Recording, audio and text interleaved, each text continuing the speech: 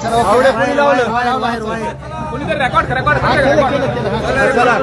Minute थांबा.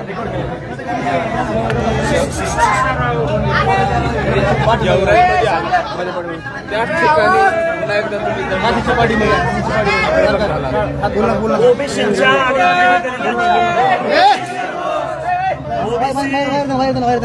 भटक्या विमुक्त जाती जमाती आणि माझ्या दीनदलितांच्या मनामधली भीती घालवायसाठी, दहशत घालवण्यासाठी मला परत एकदा दंड थोपटावे लागले. पण हे माझ्या टाइम टेबल मध्ये नव्हतं, तरी पण ओबीसी बांधव बायपासला थांबले आणि ते मला गेवराई मार्गे आमच्या भाग पिंपळगावला घेऊन आलेले. आणि आता रेवकी देवकीला जायचंय, परत मला किल्ले धारूर तालुक्यामध्ये सभा आहे, आदर नांदूरला जायचंय. आणि ही जनते, हा आवाज आहे जनतेचा. त्यामुळं आम्ही आता खूप दिवस सहन केलं. आता आमची पोरं गावगाड्यातली पोरं आहेत.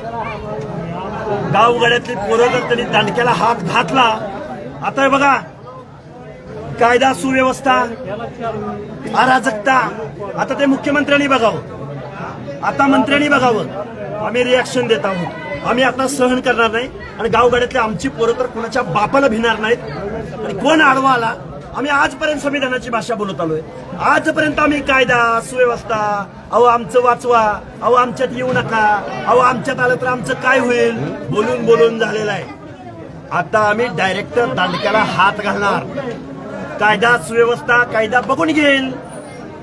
मात्र गेल्या 15 दिवसापूर्वी ज्या गेवराईमध्ये 2 गटामध्ये तणाव झाला, तिथेही तुम्ही दंड थोपटले होते, दगडफेक झाली, तुमच्यावर हल्ला देखील झाला, पोलिसांनी मग तुम्हाला इथून बाजूला नेलं. तुला त्याच ठिकाणी येऊन तुम्ही काय जनतेचा रोष आहे.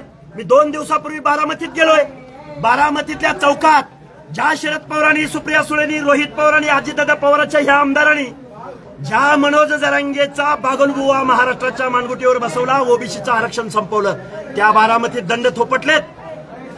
गेवराई फिवराई सोडा, महाराष्ट्रातला ओबीसी जागा झालाय. सन्माननीय बाळासाहेबांनी त्या दिवशी पाठिंबा दिलाय. आमच्या बहुजन बांधवांनी, आमचा काळूराम चौधरी दंड थोपटून बारामतीच्या विचारपीठावर येऊन बोललाय. त्यामुळे आम्ही एकटे आहोत. ओबीसीला कळत नाही, ओबीसी एकत्र येत नाहीत, ओबीसी जाती जातीत भांडणं आहेत, डोक्यातनं काढून टाका. सगळीकडे एक मिनिट हल्ला झाला, त्या गेवराईमध्ये आता मोठ्या उत्साहात तुमचं स्वागत केले. अगदी गेवराई शहराच्या प्रमुख मार्गावरून रॅली देखील काढली. बघा, मला माहितच नव्हतं.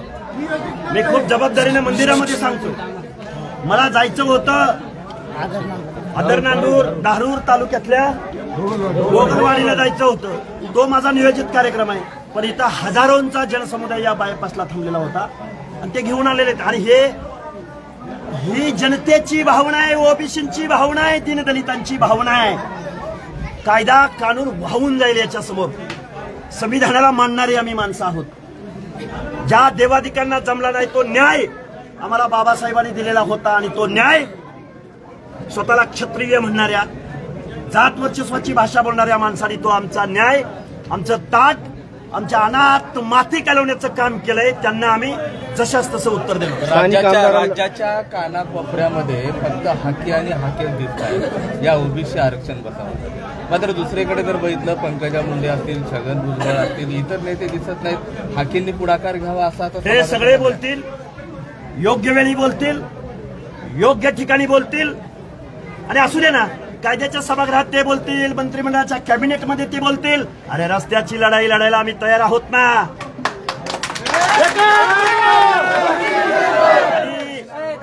त्यांनाही बोलावं लागेल, त्यांनाही बोलावं लागेल. आज आठवण येते ती स्वर्गीय गोपीनाथराव मुंडेंची. पक्ष पार्टी याच्या पलीकडे जाऊन गावगाड्यातल्या दीनदलितांचा, ओबीसींचा, भटक्यांचा आवाज बनणारे गोपीनाथराव मुंडे होते. आणि अधिकारवाणीने सगळ्यांना सांगणारे गोपीनाथराव मुंडे होते. आज त्यांची उणीव भासते. माननीय छगनरावजी भुजबळ बोलतायत, पण त्यांना ट्रोल करायचा प्रयत्न करतोय. पण गावगाड्यातले आम्ही पोरं सगळी तयार आहोत. आमचं नेतृत्व जपू, आमचा हक्काधिकार जपू.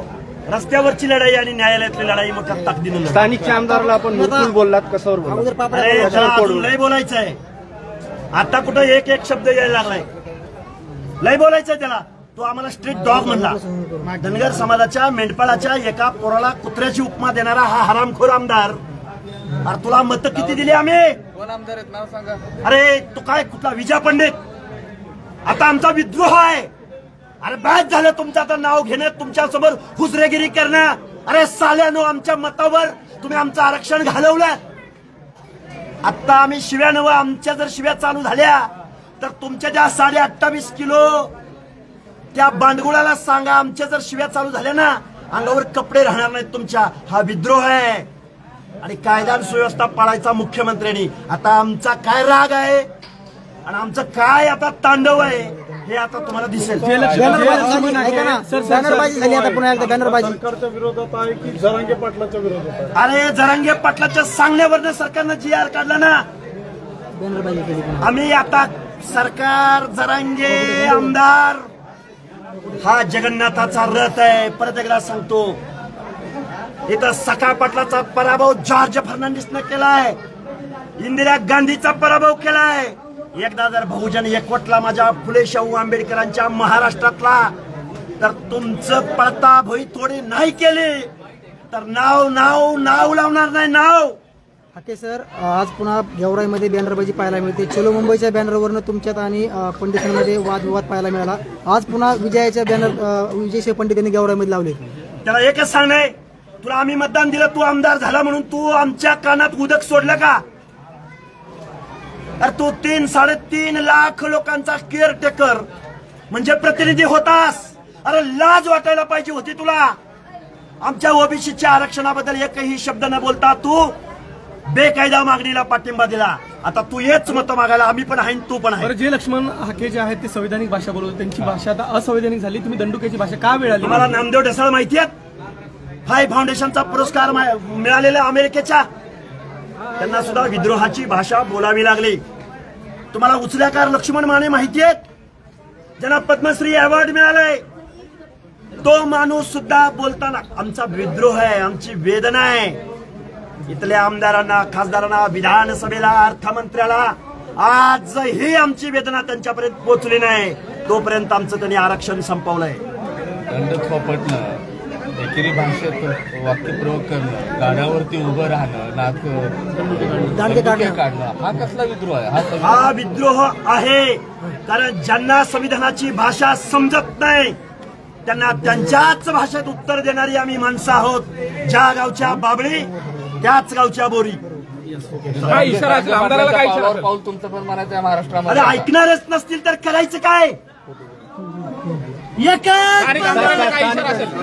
स्थानिक आमदारांना काय इशारा असेल? इशारा स्थानिक आमदारांना काय? स्थानिक आमदार नाही, त्यांच्या बापाला आम्ही इशारा देऊन आलोय बारामतीत.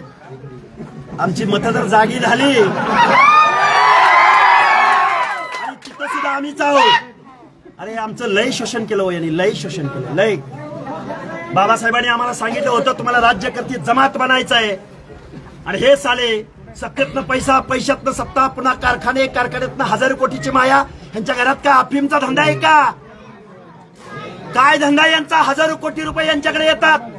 हा विद्रोह आहे गावगाड्यातल्या ओबीसीचा, दीनदलितांचा, आदिवासींचा. धन्यवाद.